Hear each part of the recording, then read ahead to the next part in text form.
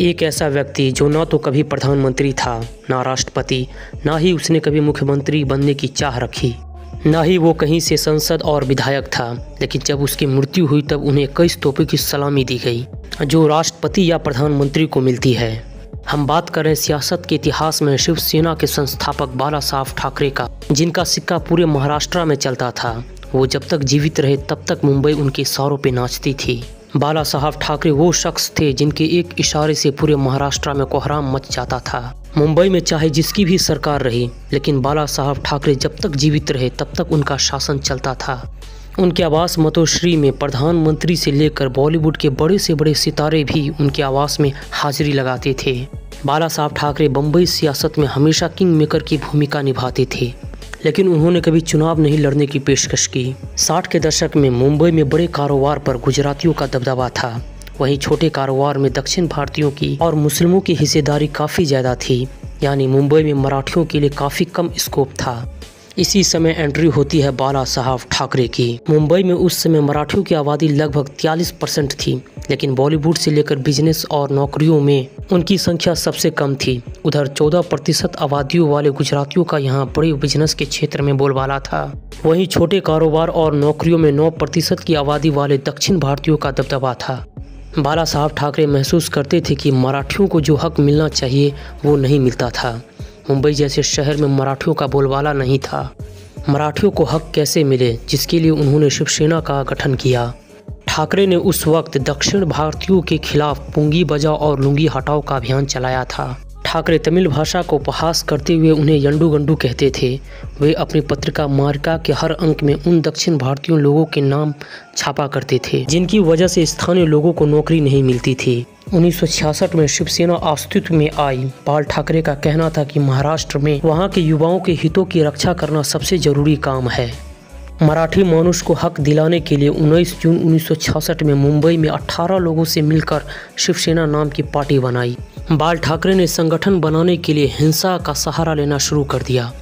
धीरे धीरे मुंबई के हर इलाके में स्थानीय दबंग युवा शिवसेना में शामिल होने लगे। एक गॉडफादर की तरह हर झगड़े को सुलझाने लगे। ठाकरे हमेशा से हिंदुत्व की आइडियोलॉजी अपनाई, जिसके कारण उन्हें इसका काफ़ी फ़ायदा मिला। उनके कट्टर हिंदुत्व स्टैंड के कारण उनके फैंस उन्हें हिंदू हृदय सम्राट कहते थे। उन्होंने 1975 के इमरजेंसी के दौरान भी सार्वजनिक रूप से इंदिरा गांधी का समर्थन किया था। मुंबई के बिरले पार्ले विधानसभा सीट के लिए दिसंबर 1987 में हुए उपचुनाव में पहली बार शिवसेना ने हिंदुत्व का आक्रामक प्रचार किया था। बाला साहब के कट्टर विचारधारा के कारण राजनीतिक विरोधी भी समय समय पर उनके घर उनसे मिलने आते थे। अयोध्या में जब बाबरी मस्जिद गिराई गई तो बाला साहब ठाकरे ने कहा, यदि मस्जिद शिव सैनिकों ने तोड़ा है तो यह उनके लिए गर्व की बात है। 1995 में बाला साहब की शिवसेना भाजपा के साथ गठबंधन कर महाराष्ट्र में पहली बार अपनी सरकार बनाई। दशहरा के त्यौहार पर बाला साहब के भाषण को सुनने के लिए रैलियों में लाखों लोगों की भीड़ उमड़ पड़ती थी। बाला साहब अपनी बात और भाषणों में एडोल्फ हिटलर की प्रशंसा हमेशा करते थे। बाला साहब हिंदू संस्कृति के समर्थक थे, जिस कारण उन्होंने हमेशा की वैलेंटाइन डे का विरोध किया।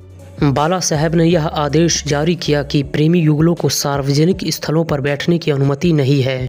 उनके इस फैसले का काफ़ी विरोध हुआ।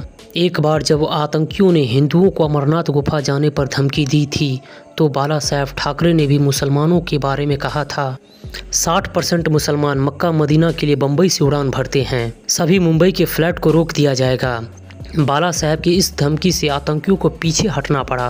एनसीपी के अध्यक्ष शरद पवार जी को बाला साहब के राजनीतिक दुश्मन माना जाता था, लेकिन फिर भी शरद पवार बाला साहब के घर लंच और बियर पीने जाते थे।